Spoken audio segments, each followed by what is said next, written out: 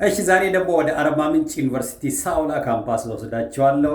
ወጣት ኢሳያስ የፐብሊክ ሪሌሽንስ ኤንድ አድቨርታይዚንግ ዲፓርትመንት ተማሪ ነው እና ለየት ብሎብኛል በተለያየ ምክንያት እና ይህንን ወጣት በጣም የተለየ ባክግራውንድ ነው ያለው፣ የተለየ ተነሳሽነት ያለው ወጣት ነው። እንደገና ደግሞ ስለ አርባ ምንጭ ዩኒቨርሲቲ ሳውላ ካምፓስ ብዙ ሲነገር አልሰማም፣ እኔም እዛ ሄጄም አላውቅምና በኢሳያስ ምክንያት ይህንን ግቢ እናስባለን፣ እሱንም በርታ እንለዋለን፣ ሜንተር እናደርገዋለን እና እሱ ደግሞ ለሌሎች ወጣቶች ግቢ ውስጥ ላሉት በሱ ዲፓርትመንት ለሚማሩ በኋላም ወደዛ ሙያ ለሚገቡትም ምሳሌ እንዲሆን ፈልጌያለሁኝና እንግዲህ ማህበራዊ ሚዲያ ላይ የተለያየ አጀንዳ ይዘን መምጣት እንችላለን። እኔ እጅግ ደስ ከሚለኝ ሁሌ ብሰራው ሙሉ ሰዓት እንድሰራ የምመኘው ነገር ቢኖር ቁጥር አንድ የኢትዮጵያ ጉዳይ ነው፣ የኢትዮጵያ ወጣቶች ጉዳይ ነው።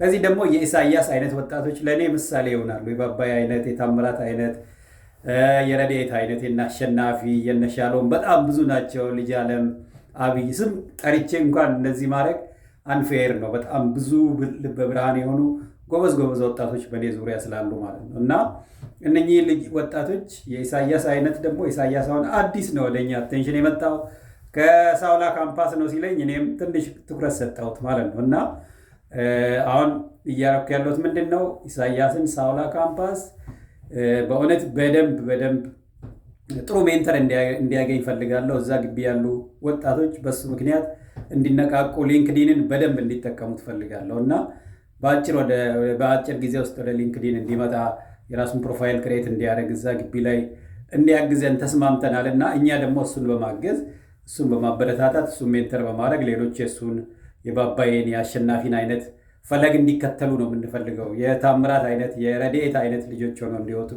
እንደ ሻሎም ጎብዞ እንደ ልጅ አለምና እንደ አብይ እንዲሆኑልን ነው የምንፈልገው እና ስለዚህ ይህን ወጣት በርታ ብሉት እና በዚህ ሙያ የተማራችሁ ፐብሊክ ሪሌሽንስ አድቨርታይዚንግ ኤሪያ ላይ ያላችሁ አርባ ምንጭ ዩኒቨርሲቲ የተማራችሁ እንደዚህ እባካችሁ ይህን ወጣት አግዙኝ፣ በደንብ በርታ እንድበለው ግቢ ውስጥ ላሉ ወጣቶችን በዚህ አጋጣሚ የማነቃቂያ ምክንያት እንሆንላቸዋለሁ። ወንድሜ ኢሳያስ በጣም ጎበዝ ወጣት መሆንህን ባክግራውንድህን አይቼ አውቄያለሁና በርታ እና እግዚአብሔር ምክንያት አለው አንተን ወደኛ ያመጣበት።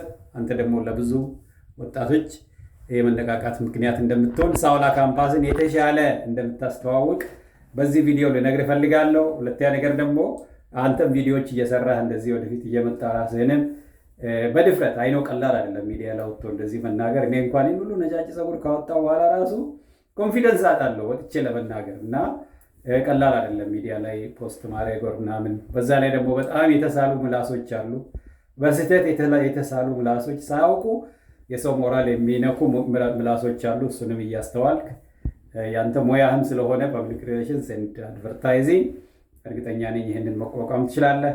በርታ ላለው ሳውላ ካምፓስ ያላችሁ የኢትዮጵያ ወጣቶች በድጋሜ ወደ ኢትዮጵያ በኢሳያስ በኩል እንድትመጡ ጋብዛችኋለሁ። ሁላችሁም የኢትዮጵያ ወጣቶች አይዟችሁ፣ በርቱ ነው የምላችሁ። በጣም ብዙ መልካም ዜና አለ፣ በጣም ብዙ መጥፎ ዜና ልሰሙ ትችላላችሁ። የትም ዓለም ላይ እንዲህ አይነት ነገር ይበዛል። ኢትዮጵያም አለ፣ የተለያየ የዓለም ክፍሎች በጣም ብዙ አይነት ችግር አለ። ለምሳሌ የሰደድ እሳቱን ብታዩ ሰሞኑን እዚህ ካናዳ እና አሁን ስፔን፣ ፈረንሳይ ምናምን እየሆነ ያለው የእሳት ጉዳይ በጣም ብዙ ሰዎችን ያፈናቀለው ማአት ቢሊየንስ ኦፍ ዶላርስ ነው ኪሳራ እየደረሰ ያለው።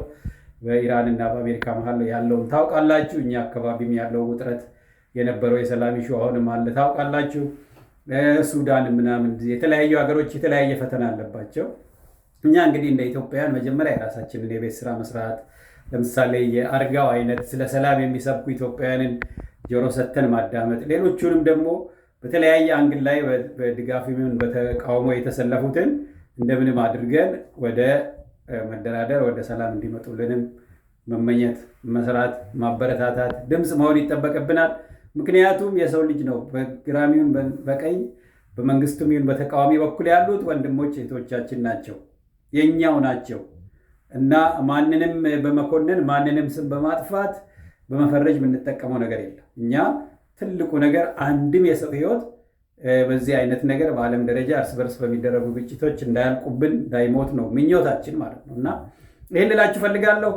የኢትዮጵያ ዩኒቨርሲቲ ተማሪዎች፣ የኢትዮጵያ ወጣቶች አይዟችሁ፣ በርቱ። እግዚአብሔር አለ።